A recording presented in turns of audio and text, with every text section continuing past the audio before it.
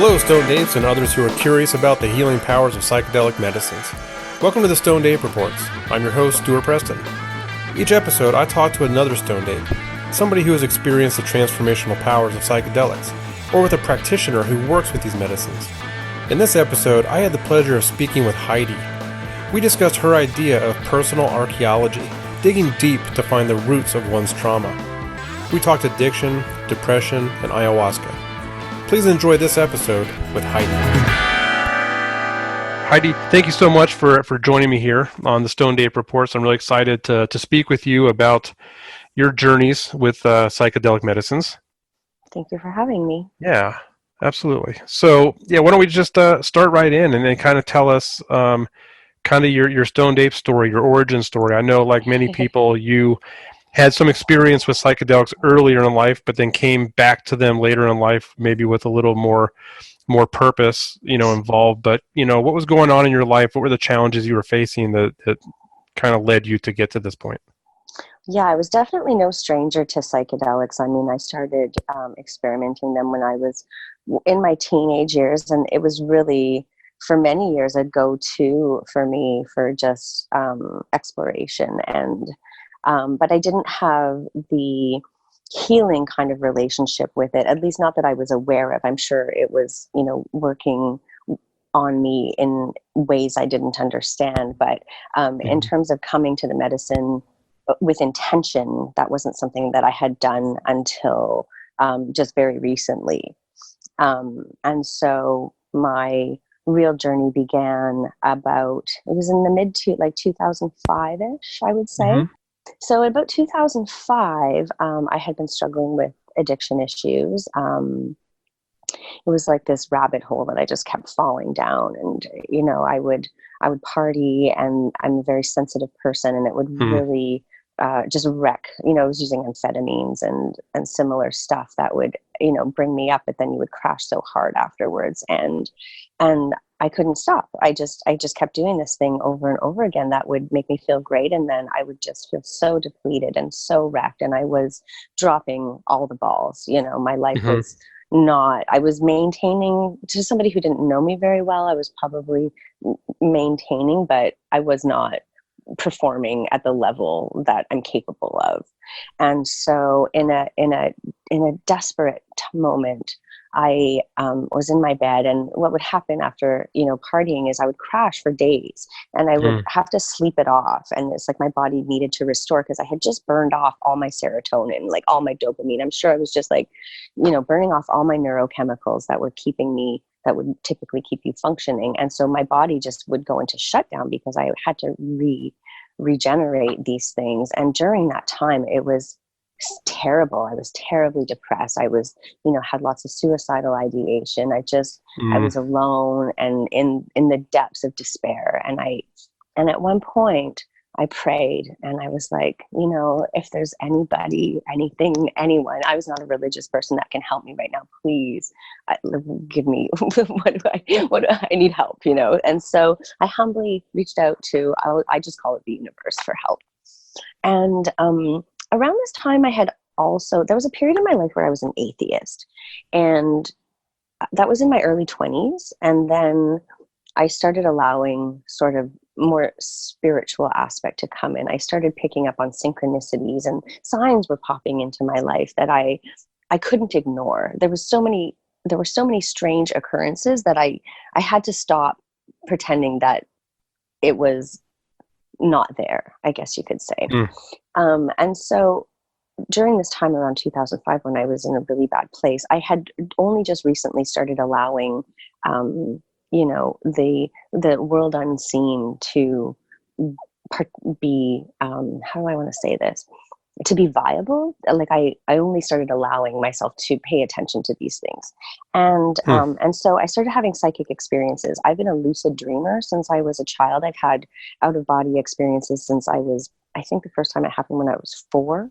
I've been a lucid dreamer, and I've had some pretty interesting psychic things happen to me. And so shortly after I had prayed, like, please help me, I was getting visuals. So there's like clairvoyance is when you see things, clairaudience is when you hear things, claircognizance is when you just know stuff. Hmm. And I'm the type of person that really, I have an insatiable curiosity, and I'm a problem solver, and I will really dig into something when it's causing issue in my life. But the drug dependency, I couldn't beat. But I was getting these visions a few days after this happened, I believe. And um, these images were popping into my head, and I was seeing a DNA strand and then two serpents intertwining. And it was much like the caduceus, which is the medical symbol, Okay. the staff with the two Yeah. snakes going up. And then there's just a pair of wings on top.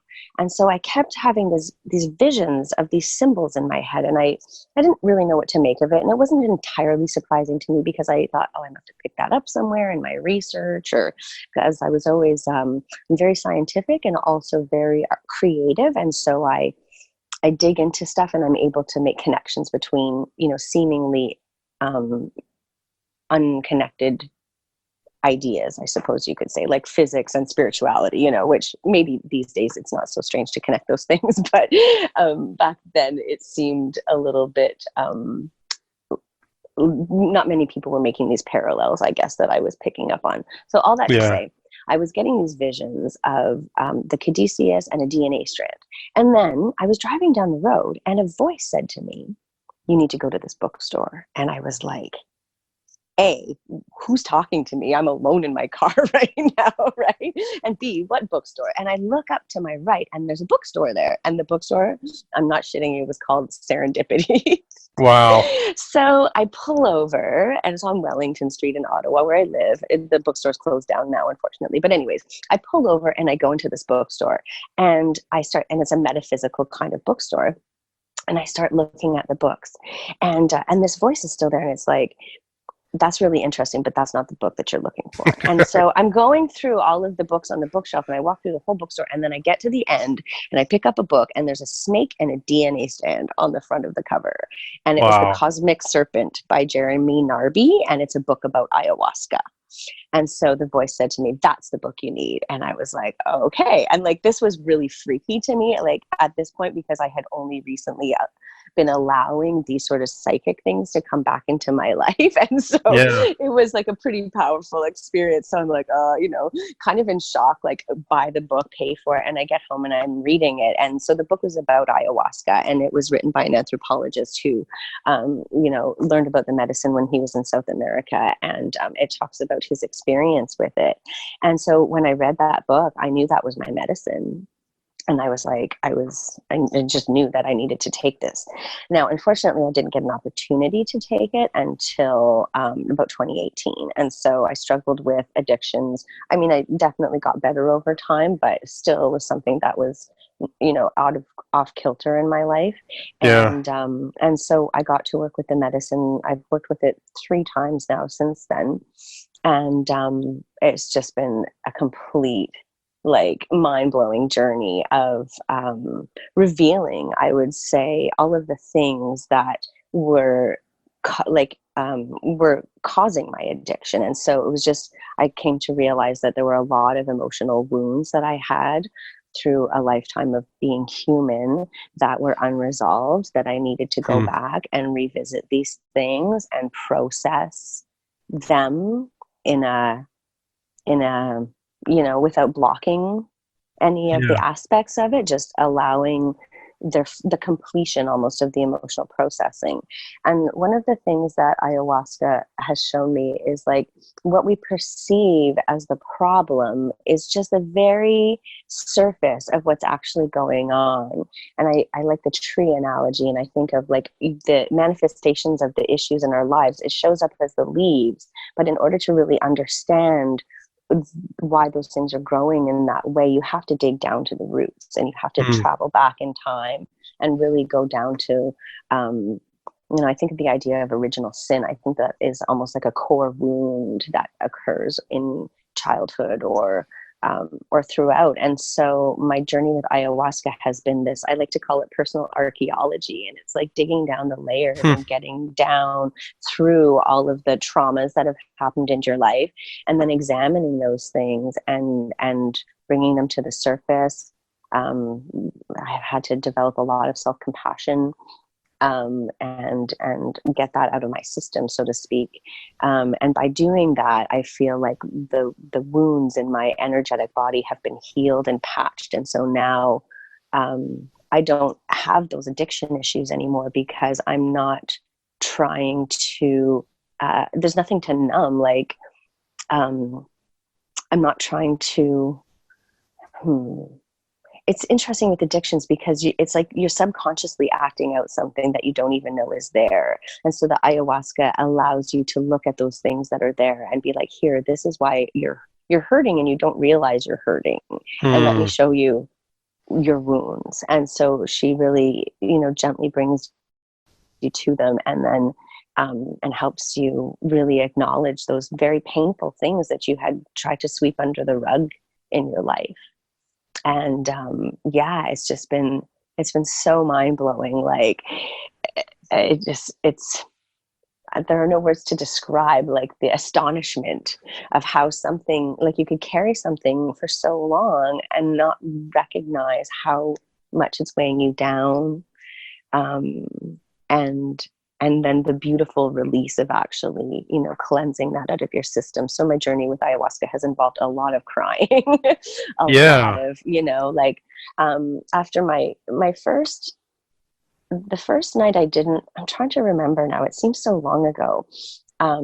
After my first sitting with the medicine, which was a weekend event, on the second night, there was a big release where I definitely, it actually brought me back to my teenage years. And I had an abortion when I was 15 years old. And the circumstances by which I came pregnant were pretty traumatic. And I had processed the grief of having been raped, essentially. And I had dealt with that aspect of the situation, but I never dealt with the grief around losing a baby. And so acknowledging, like, all of the sadness that I had around that, because, I was so young. It was very like, my parents took me to have this procedure performed. We never talked about it again. It was very much like, and so I had bottled up all of this stuff, and it was very confused and hurt, young teenager. And so throughout my life, I had sort of acknowledged, how I was mistreated by another individual. But yeah, the fact that I killed my own baby was like, it was just something I had never really thought about before. But my womb, like, I was carrying this deep, deep grief that I didn't even understand was there. And so ayahuasca helped me acknowledge that, and to purge that, and to just, like, sit with it, and to grieve and to mourn the loss, because I don't have any kids actually at this point in my life, and I've always wanted them. And so there was a lot of sadness there that I didn't even know was there. It was so surprising when she showed that to me. It was like, it was just mind blowing. So that was a big one. And that was like it's almost like it worked in my case. She worked backwards. Like I said, the personal archaeology, it's like you will come to the newest layers first. And then I've continued to dig down deeper as I've continued to work with the medicine. And so the last time I sat with the medicine, I really felt like I was doing ancestral work. So I had cleared out all of my own pains, and then I was dealing with the pains of my family. And the last time I sat with the medicine was last December, another weekend retreat.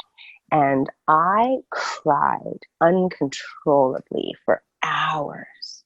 And like the whole room was kind of focused on me, because I was to the depth of my guts. I was just sobbing and sobbing, but I was allowing that, like I was releasing, and I couldn't help but have this feeling that it wasn't just me I was crying for. It was like all of the pain of my forefathers and all of my mothers and grandmothers. And through this work, I've come to recognize all of the traumas that have existed in my family and have been passed down from generation to generation.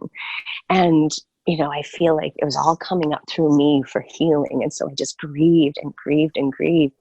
And it was really beautiful. And one of the moments, I work with shamans who are very respectful, and they're not going to touch you physically unless, they have permission. And the shaman's helper was sitting at my mat because I was just crying and crying and crying.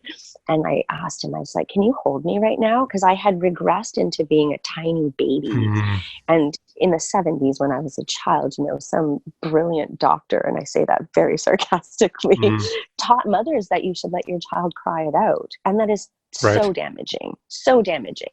And so I felt like, and that had created a huge abandonment issue in me, like not, and the inability to ask for help when I needed it, because I asked for help when I was very small, an infant crying in my crib, and nobody came. And so what happens if that is your response from the world is you learn to shut down, and you learn asking for help. You need to figure out Mm, something else because that's not going to work for you. And so yeah. that's where dissociation can become a go-to strategy, because all we're doing as children is trying to cope, right? We're trying to survive in our environment, and we will adjust our behavior based on the feedback that we're getting from our environment. And so if somebody isn't going to come and be nurturing to you in your times of desperation, you're going to learn that asking for help, reaching out, isn't going to get me what I need. I need a different strategy to soothe myself in this situation. And Yeah. so that's where dissociation can come in. And this can be very much the root of addiction. Sounds And like it, yeah. so, yeah. And so in this moment, it's like I went back to being a baby, and I asked for help to the person in front of me. I said, can you hold me right now? And he was like, of course. And so I just, I sobbed in his arms for a few minutes. And so that was a new learning for me. It was like, you can get help if you ask for it. And it's okay to get help, to ask for help. And you will be comforted when you ask for help. And so accepting, my own vulnerability and my ability to ask for help and receive it was a very powerful experience. And then, Wow. and as I already said, there was ancestral work going on, and I just felt the thing that was coming up for me was that I felt unlovable. And it was not just me, it was like all of the trauma in my family, like everybody just felt so unlovable. And I just cried that out of my system. And as we were leaving the next morning, this was on the second night when I had this big release, the shaman's assistant, he had a deck of oracle cards, and they were indigenous based.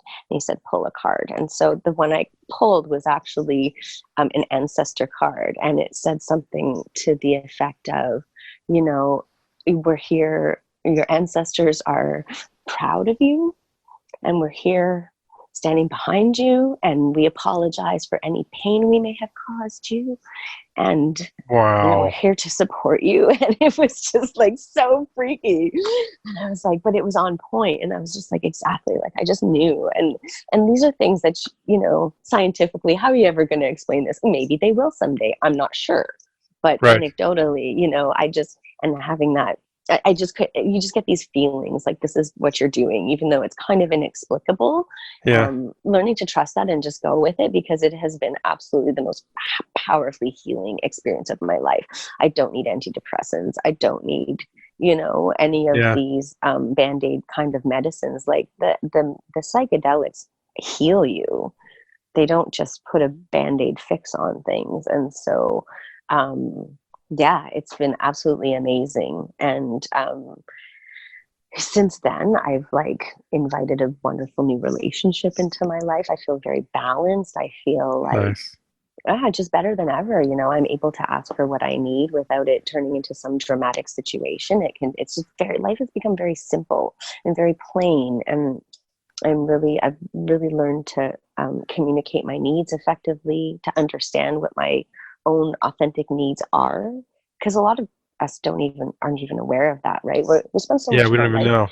know. No, we're conditioned. We're so conditioned to behave in certain ways. And so this is where the wounding starts, right? We shove aside our own authenticity in order to conform to other people's ideals. And so undoing all of that programming and really getting in touch with who you really are is the healing work as far as I'm concerned. Yeah. And so that's been my journey. And now I'm actually very interested in, I've been an interior designer for many years, but I really have a strong passion about this kind of work. And so I'm trying to figure out how to um, eventually shift into, I might go back to university and study psychotherapy so that I can eventually, if these medicines become legal, be in a position to work with them. Mm-hmm. But I'm happy to, I'm a bit of a rebel too. So working in the underground Yeah. isn't completely outside of what I would do. Trying to find that balance between, I would say, a sovereignty of consciousness and taking, I really believe in taking your health into your own hands and not relying on the medical system, which is completely bastardized at this point. Right. Right. And so these medicines, as far as I'm concerned, offer an opportunity to do real healing. And so I'm very passionate about them. I'm very passionate about helping people learn about them and trying to offer some guidance. And I've gotten involved with the psychedelic society in the city that I live in, and I'm continuing to figure out my path in this way, because I can't just jump ship from my Yeah. And you're out there source of talking to income. people. Yeah, exactly. And my partner right now, he smokes a lot, and I'm encouraging him. We've been talking a lot about him quitting, because that is really important for me. It's smoking Yeah. heavily is obviously very bad for you. And so I've talked to him about potentially doing a psilocybin trip in order to Yeah. address the smoking issue. And so I think in the coming weeks we're going to make a point of that. And so psilocybin is another medicine that I'm quite tied to, I guess. Mm-hmm. What's the word I'm looking for? It's something that I utilize in my continuing Right. journey. Sometimes if I need almost like a little bit of a boost, I'll do Yeah. a psilocybin trip, or Little even just reset. microdosing. Yeah, a little reset. Yeah, because the opportunity to work with ayahuasca it's not readily available for me, Right. anytime I want. And so I have to wait for those opportunities. And so in the interim, psilocybin has been more easily accessible. And it definitely brings me back. Like, those two medicines for me are they work together. Yeah. And so it's been a complete mind-blowing experience. Though it just reveals this layer of complexity that, like, you're only just skimming the surface Yeah. And it's in your interesting. day-to-day You life. And you uh so you mentioned two things that kind of cover up, deaden, numb mm, symptoms. mm-hmm, Traditional, I'm not here to bash pharmaceuticals, because I know for a lot of people they do a lot of real good. sure. But you mentioned how they kind of cover up some symptoms, and so do illicit drugs and alcohol and sex, and Mm-hmm, whatever it is that an addiction can cover that up. But you talk about ayahuasca and psilocybin as things that kind of get to the root and bring those to the mm-hmm. surface to really, really help the healing. Yeah, they force you to look at some stuff. And I've been lucky that my journeys with the medicine, they've been very sad, but they haven't been, you hear of some people having to look at some really horrific, visuals, Yeah. and, they have really terrifying journeys. And Hmm. I haven't experienced that. But all that to say, regardless of if it's terrifying or just very, like, requires a lot of grieving process, it brings to the surface the uncomfortable truths, Yeah. and not to terrorize you, but to just be like, look, you can't keep ignoring this thing.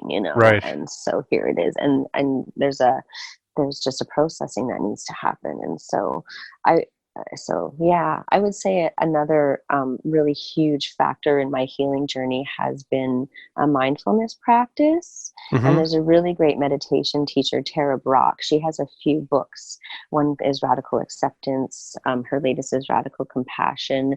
And she has a bunch of awesome talks on YouTube.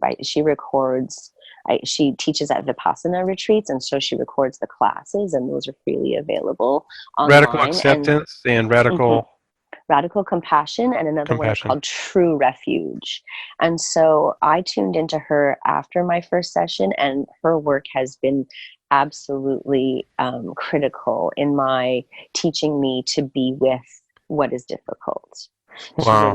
Her teachings really help you through a mindfulness practice just examine the hard stuff and be okay with it and allow it to move through you, which are the reason we become wounded is because we're always sort of blocking Yeah. our authentic experience. And it's like, because grief is painful, and we don't want to experience the pain, and so we're like, oh no, I can't feel that, right? And so we try to turn the other cheek, but Yeah. it gets stuck in us. It doesn't Turning the other cheek doesn't heal it. It actually poisons us from the inside when we don't address these things. And so her work has allowed me to open up those channels, and allow the water to flow. I think of a river, either you Yeah. dam it, Mm-hmm. or you unblock that dam, and then the water can flow through again. And that's where vitality comes from. So now, even when I, through that work, in conversation, like, I can have difficult experiences with other people. The conversations with my partner about the smoking have not been easy, but I'm able to work through it and stay present and not have it blow up into something. It's just a very frank conversation Yeah. where I share, like, it. I have a churning in my gut right now because I'm so worried about your health, and I Right. can't just sit here and not say anything while you're like blackening your lungs like this. And so it just has enabled me to be very authentic and very clear, and without hiding stuff that's shitty, but also being able to talk about it. And yeah, it's been really, really transformative. And it sounds like, I hear a lot of people talk about integration, following Hmm. these experiences, and it almost sounds like this is even more than integration, like it's continued healing rather than Yeah. just taking on the lessons. It sounds like it's continuing that whole process, I feel like expanding it it. is. Yeah, the deepening continues, and there's always some new insight that's coming to me. And as clear as I feel right now, and as balanced as I am, I can't say for sure that there's nothing to uncover. I'm always Yeah. surprised, and I'm sure that, the shamans, like, the more you continue to work with this medicine, and not to say that you have to, like, if, I may at some point very much decide that I don't need it anymore. But there's a part of me that really would love to go deeper. And so I have no doubt that the mystery will continue to unfold, and it's magical. It's beautiful. It's like, so, there aren't even, it's ineffable. And it's, yeah, but I'm so Yeah. grateful. I'm so grateful that the universe heard my cries and answered me, and that I was open to receiving, following those little, um the inspiration, I suppose you could say, that came to me, and that I, Yeah. trusted that, and I went with it, and it hasn't let me down. And there was a point in my life where I would have shut that down, though, and not looked at it. And so I'm Yeah. just, people say you have to see it to believe it. Well, there's a part of you that has to believe it to see it in some situations. And if you're totally Hmm. closed off to there being more to this world than meets the eye, then you're not going to experience the magic that's behind the veil. And so, even, you know, maybe you can, to somebody who, what do I want to say here? You can choose to be not an atheist and not somebody who believes in spirits or whatever, but what's in the middle, where, like, you're like, "Oh, I can't say it Agnostic. is agnostic." Thank you. So, I